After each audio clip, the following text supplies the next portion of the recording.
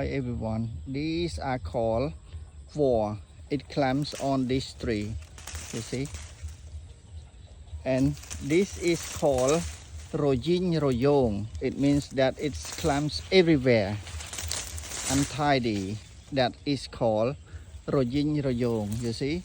It drops like a kind of lines down. That is called rojong, rojin royong. And when I do this to the tree, this is called yoke, or another word is rungker. But in the motion, in the movement, back and forth like this, it's called yoke. It means back and forth, yoke. This is called yoke. Now it's rungker. That is rungker. Thank you everyone for watching.